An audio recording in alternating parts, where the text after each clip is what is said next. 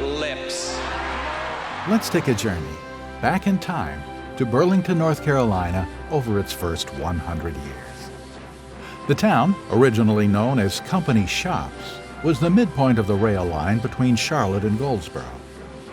The North Carolina Railroad found the location most advantageous for providing support in the form of maintenance and repairs for the trains. Inside the train station, now called the Historic Depot, is a mural covering all four walls painted by artist Rodney Moser. I had to find images and put them together from different sources. We were using the paper, we were using the libraries, we were using any type of publication that might have something of that period. It depicts many significant events that occurred in the city during its first century of existence.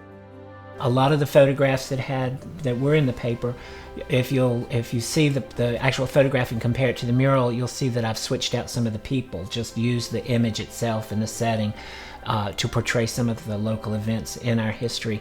Across from the Historic Depot is the old Roundhouse, the oldest building still standing on the North Carolina Railroad line. Originally built in the mid-1850s, the building had deteriorated over the decades. The old Roundhouse was renovated in 2003, using old blueprints of the original building. Now known as Company Shop Station, it reopened as a public train station with the Whistle Stop Museum in its lobby.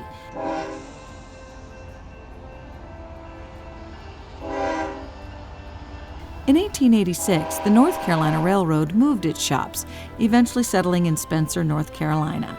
1 year later, Company Shops took on its new name of Burlington.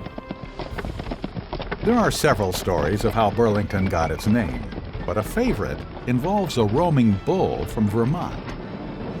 A man in the country purchased the bull, bringing it from Burlington, Vermont by train. Once settled in its new home, the Burlington bull was kept in a pen for a while, but often escaped and roamed the streets. The story goes that someone suggested the city be named for the bull, Burlington. After Company Shops relocated, Virginia Bridge and Iron Works moved into the empty railroad buildings and produced steel for bridges throughout the nation. A previous Company Shops worker, Reverend Spencer Thomas, opened a metal shop, which was well known in this area throughout the 19th century. And the Broad Street School was the training center for the troops of F Company. They were sent off to fight in the Spanish-American War in 1898, but by the time they reached Raleigh, the war had ended. In 1902, automobiles came to Burlington. One of the first was an electric car owned by Mrs. John Q. Gant. She had an electric car. She did not like the combustion of the noise from an internal combustion engine. So she was always going down the street and you couldn't hear her. And the story was that she liked to sneak up on people and blow her horn and scare them. Well, during her period behind the wheel, she actually hit 3 people. Well, I was telling my grandfather this story as I was painting that image, and he started chuckling, and he said, I was one of the kids that she hit. The Railroad Hotel was one of the town's earliest landmarks. The 2-story building with traditional Victorian wraparound porches housed a famous restaurant along the rail line. Thomas Edison and Henry Ford are said to have been guests there. Passengers would wire ahead for reservations at dinner, and it stayed in operation even after the railroad company left until 1904. May 24th, to be exact. A disgruntled employee went back one night, spread kerosene on the floor of the kitchen, and burned it. And the railroad hotel was gone.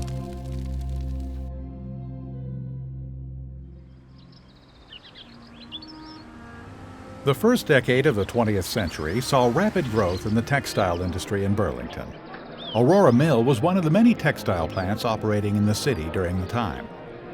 A common sight for this period was a mother and daughter working side by side for very little money at one of the area mills.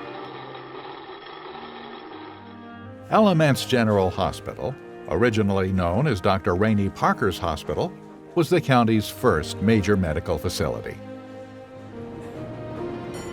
In 1911, streetcars came to Burlington, officially linking the town with Haw River and Graham. For the first time, people were able to live in one community and work in another. The Piedmont Railway and Electric Company operated into the 1920s. At the end of the First World War, on Memorial Day 1919, the town honored its troops. A replica of the Arc de Triomphe was erected across Main Street, and the town threw a huge parade. In 1912, President Theodore Roosevelt spoke from the rear of a train at the depot during his presidential campaign. It is, are the American people fit to govern themselves, to rule themselves, to control themselves? In 1918, the city had one of its biggest fires when its business block burned. And it was a huge fire. In fact, they called Greensboro to bring an engine to help fight the fire, brought it by railroad. I think the railroad had an accident up about Glen Raven and the car rolled off the train. But at any rate, we had the fire and destroyed most of that block down to Pete Neese's jewelry store.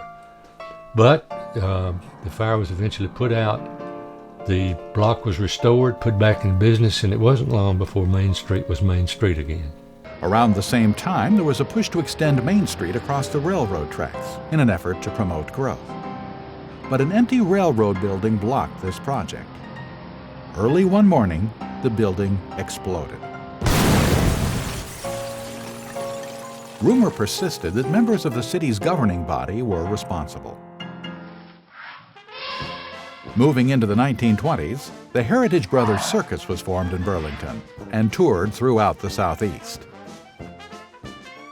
During this period, a residential community on the west side of Burlington was built and named Fountain Place. The fountain still stands today as part of the Burlington Historical District. Have you ever dug for buried treasure? Legend says that Confederate gold may have been buried somewhere along the railroad tracks.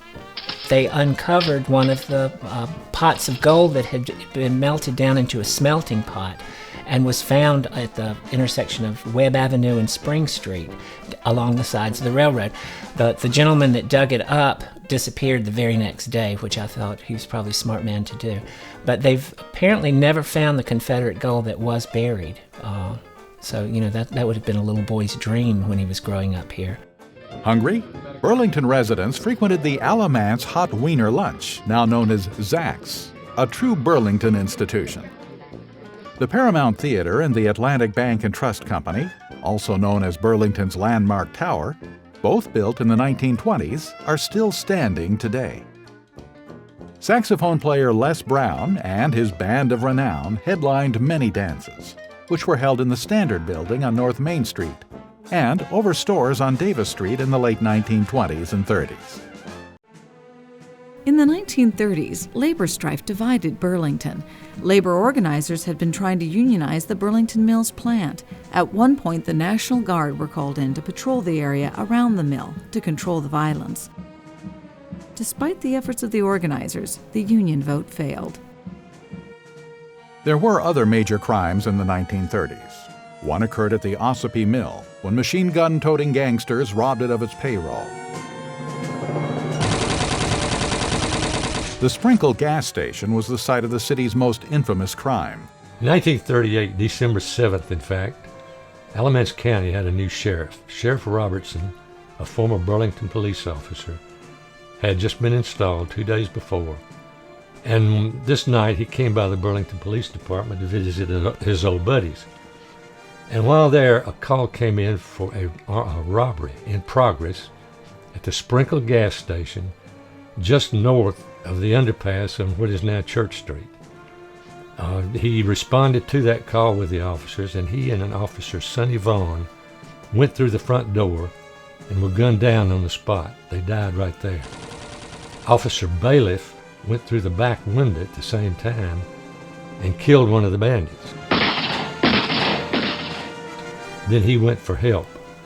The other bandits escaped. They were sought over North Carolina and Virginia. They were finally brought to justice, sent to prison, and so ended one of the most memorable murder cases in Burlington's history. Did you know that boxing matches used to be held in City Hall, and that when a new post office was built, the original became May Memorial Library, and the small Burlington company, Barnwell Brothers Trucking Company, grew to become Associated Transport, one of the major freight carriers in the nation. Mill villages were another integral part of Burlington's history. Many of the homes built around the textile mills are still owned by the hard-working families who struggled through the Great Depression and made the best of what they had. Though the 1930s were an economically challenging time for Burlington citizens, baseball, soon to be known as the nation's pastime, was gaining popularity locally. Almost every mill in the area had its own semi-pro team. Rivalries were heated, and mills would often lure top players from other teams, adding to the intensity of the games. In the 1940s, the Burlington Bees were popular in the Carolina League, winning the pennant in 1947. Ted Williams was in service at the Chapel Hill Navy Pre-Flight School. A team from the school came to Burlington twice in the 1940s and played local semi-pro players at Hillcrest Park. Major leaguers Johnny Sain and Johnny Pesky also played in these games. Legend has it that Williams hit one of the longest home runs ever in that park. But history tells a different story. Unfortunately, Williams had several hits, but no home runs. In World War II, a lot of the Major League Baseball players went to war. And some of them wound up in Chapel Hill, North Carolina, at the University of North Carolina, in a pre-flight program. They were training to be aviators. And they formed a baseball team there, and you had players like Ted Williams, Johnny Sain, Johnny Pesky, Bobby Dorr, and they'd all been in the major leagues just before. Ted Williams had just hit .406 the season before. And they formed a team called the Cloudbusters. And they played semi-pro teams around central North Carolina, and they came to Burlington twice. After those two games, they went back to Chapel Hill and played their season out and went to war. And then after the war, they went back to the majors and made more baseball history. Earl Horner was first elected as mayor of the city in 1918. He served Burlington for 27 years until his death in 1945. The old rayon plant on North Church Street had been vacant since 1932. The government immediately took the building over and brought Fairchild Aircraft in from Hagerstown, Maryland, to produce a training plane. The Fairchild AT-21, made entirely of plywood, was an airplane made in Burlington at the Rayon plant building. The Fairchild was a training plane built during World War II. The first plane flew from there in 1943. They built approximately 43 planes, and then the military went to 4-engine bombers. Our plane was obsolete. So they closed that operation and brought in Firestone to build military artillery pieces until the end of the war. The day the war ended, the plant closed. The war was over, and that plant was out of business again. But not for long. Western Electric was soon to come. Western Electric Company took over the plant after the war and remained a major industry into the 1980s. The start of World War II in 1941 saw movie stars being recruited to sell bonds in support of the war. Stars including Jane Wyman, Lucille Ball, and Lon Chaney Jr., otherwise known as the Wolfman, visited the city. They spoke in tobacco warehouses to huge crowds, it turned out. Just selling bonds, speaking to individuals that came out to see them, and it was their way of helping the war effort. And Burlington performed very well, providing a lot of money for war bonds in those years. Like many cities across the nation, Burlington had a USO for servicemen located on Davis Street. In parades during the war, local soldiers marched past City Drug and the Rayless Building. In August of 1945, people from all over the city poured into downtown to celebrate the end of World War II. Dr. J.F. Gunn was a respected black education pioneer in the community. Because of his work, J.F. Gunn Elementary School, now demolished, was named in his honor. May Hosiery Smokestack was a local landmark. At the end of the war, the company known as May, McEwen, and Kaiser brought models to Main Street to put on nylon hosiery again. Nylon had been to war, and finally it was back where it belonged, on women's legs. As we move into the 1950s, we enter the era of the beauty pageant. In 1951, 1954, and 1957, Burlington was home to the Miss North Carolina pageant. It was the largest state pageant in the nation at the time.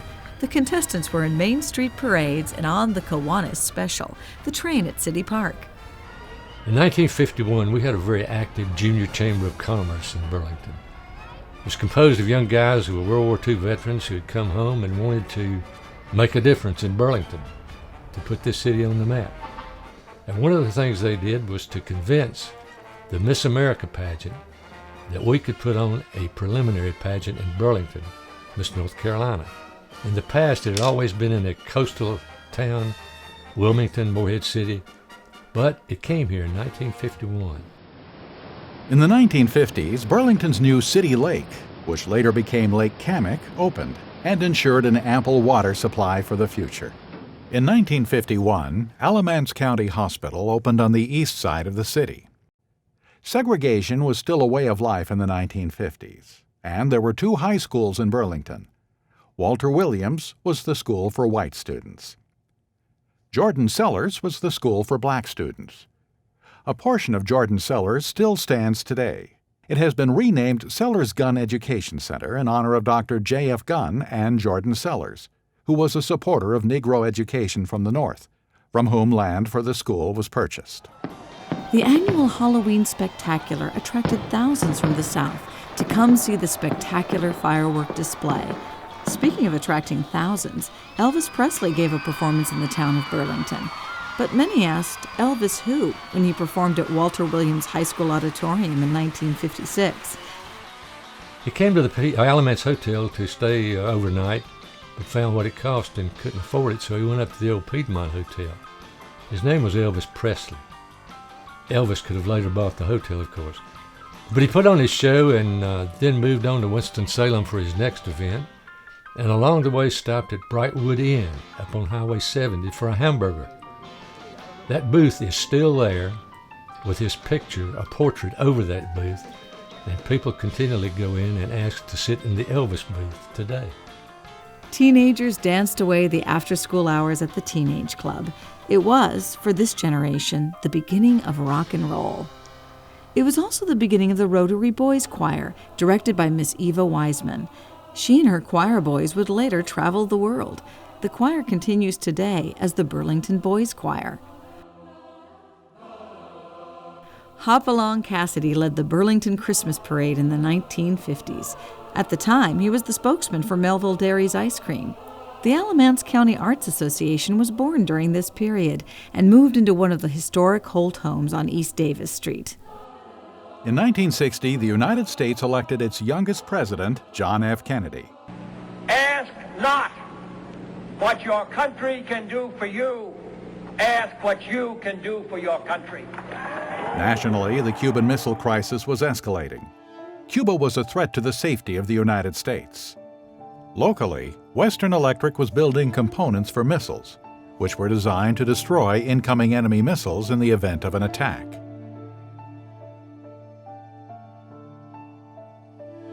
Sadly, JFK was assassinated November 22, 1963, as famed news anchorman Walter Cronkite announced to the country. From Dallas, Texas, the flash, apparently official, President Kennedy died at 1 p.m. Central Standard Time. It was a Friday afternoon in November of 1963. I was working the copy desk at the Times News, in other words, laying out the front page. And at that time, our press time was 2 o'clock. We ran at 2 p.m. Our paper was ready. I was waiting for it to run so I could check it, and was doing absolutely nothing until my phone rang. It was our circulation manager who was home for lunch, and he was watching a soap opera. He called and said, "What's this I hear about the president being shot?" And I asked him, "What kind of a soap opera are you watching?" But at that time, the bells on the AP machine started ringing, and sure enough, there was the flash. President Kennedy had been shot in Dallas, Texas. Immediately, we remade the paper. We didn't start running. Had a headline that said, "The President is shot." We started with a very small story behind that headline, And then more came. We stopped and added to the story. And then I made another headline. I said, "The president is dead." We made that page. We wrote our story actually from what we thought was happening so that we'd have it ready when that word came. And sure enough, it came. The president is dead. We remade it. We put it on the press and ran it. And that was one of the saddest days I ever worked at the newspaper.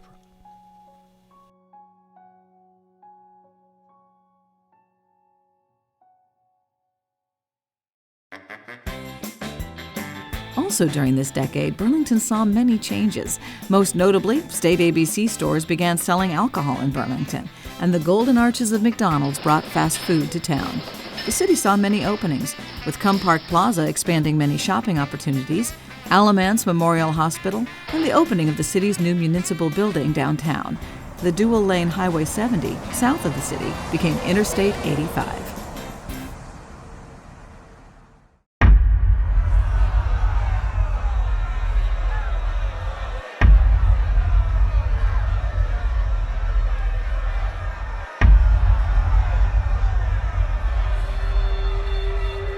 The late 1960s were marked by turbulence, as racial violence flared in the period of school integration.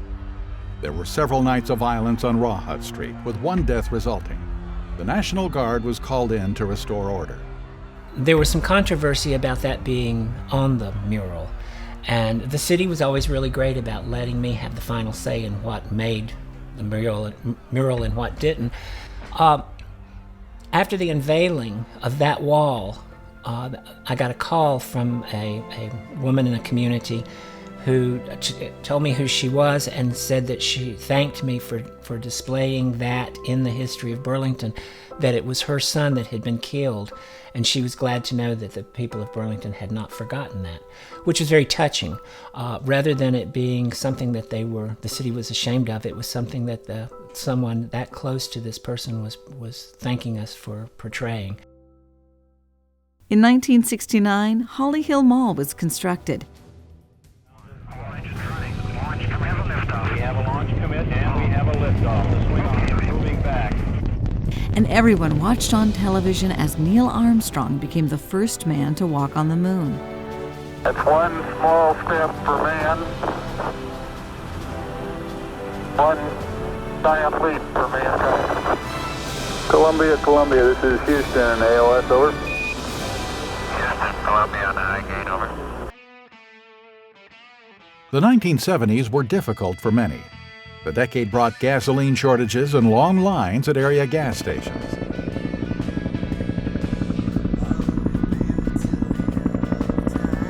Many of Burlington's young men went off to fight in Vietnam.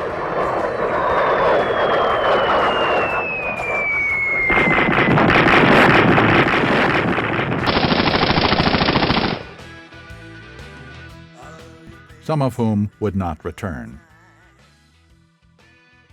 And the unemployment rate jumped to 20%. The textile industry was particularly hard hit by the recession.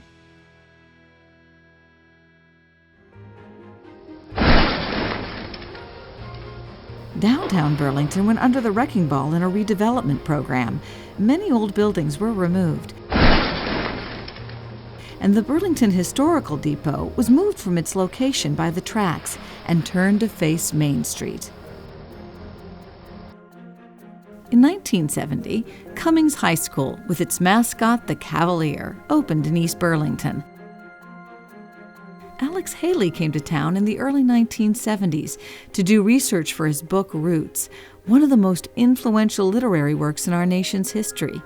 Haley discovered important pieces of information at the Murray Plantation in the Crossroads Church area, and later, some of the television miniseries was filmed there.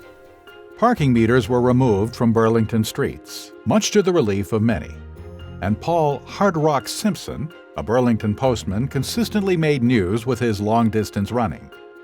Early in his career, Simpson twice participated in races across the U.S. He was featured in Ripley's Believe It or Not, for a feat accomplished in the 1920s. He was put in a race with a horse from Burlington to Morehead City. He won when the horse dropped dead near Goldsboro. He was a local guy. He grew up here. He was a track star for the local high school. And in the 1920s, he actually ran 2 marathons. I don't mean 26 miles. He ran from Los Angeles to New York. The next year from New York to Los Angeles. He didn't win, but he was close. In later years, Simpson celebrated his birthday by running a mile for each year of his age, often running in athletic competitions. In the 1980s, Coach Jerome Evans made news and was featured in a book when he was named football coach at Walter Williams High School. He was one of the first black high school coaches at a predominantly white school in the South. Williams won several state football titles in the 1980s. The Elon College Fighting Christians, now known as the Elon University Phoenix, also played at Williams Stadium and won 2 consecutive national championships. Hot air balloons became part of the area's attractions with the beginning of the Alamance Balloon Festival. Donna Oliver, a teacher at Cummings High, was named National Teacher of the Year and was honored by then-President Ronald Reagan. I actually had to talk my way into that office, but I got there. I made the photograph, which is on the wall behind me. And on April 21st, 1987, we went to the Oval Office at the White House, where President Reagan presented her the National Teacher of the Year award. And Burlington had a national winner for the first time. Burlington's historic carousel was restored and turned into a major attraction at City Park. It is one of the very few Denzel carousels in the nation, a real jewel. The Carousel Festival remains an annual fall event. Neighboring universities, UNC Chapel Hill and North Carolina State, won national basketball titles during the 1980s, much to the pleasure of local fans. Professional baseball made its return to the city with the Burlington Indians, and our stadium was updated as their home. An international company, Roche Biomedical Laboratories, became part of the community when it purchased Dr. James Powell's Biomedical Reference Laboratories, now known as LabCorp. Around that same time, we were introduced to the era of recycling. Cummings High School won its first of many state football championships. Another sport, soccer, gained popularity as players and fans filled our parks. Because these sports attracted so many local fans, Joe Davidson Park was built in recognition of Burlington's former Recreation and Parks Director. In the 1990s, Duke University fans celebrated national basketball titles. Burlington also built a new water reservoir, Lake McIntosh, honoring city manager J.D. McIntosh. Alamance Regional Medical Center opened in 1995, combining Alamance County and Alamance Memorial Hospitals.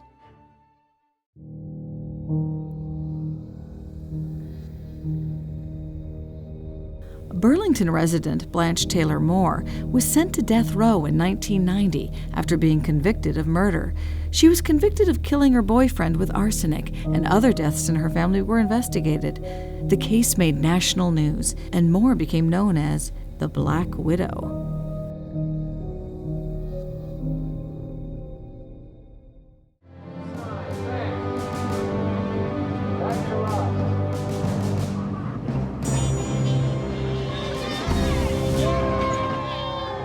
President George Bush came to town in 1992. He stopped across the street at the Railroad Roundhouse building and spoke to a huge crowd, just as Teddy Roosevelt had done many years before. Tremendous crowd in Burlington. We are going to lift this country up, make life better for every single worker, and restore total hope to these young people here today. May God bless the United States, and many, many thanks to this fantastic crowd. Thank you all very much. George Bush was a colorful campaign stop. All the banners, the Secret Service, the whole 9 yards. It was a big day in politics in Burlington's history. Well, we are honored, Mr. President, to host this historic whistle-stop tour, just like in the... And now we arrive at the final panel of the mural, which features scenes from the Centennial Gala held at the Depot on May 1st, 1993. The building and grounds were ornately decorated for the affair, transforming downtown into something as magical and spellbinding as Disneyland. What a wonderful and memorable event it was. Also depicted on this panel are members of the Centennial Celebration Committee and the creator of this masterpiece, Rodney Moser. This mural is truly a community treasure, which everyone who lives in and visits Burlington should see. It is a work of art to which few other cities can lay claim.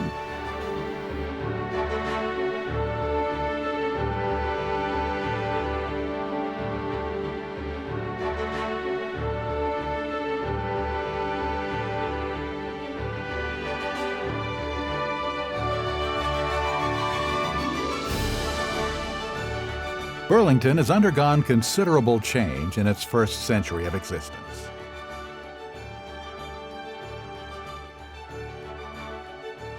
From the sound of steam engines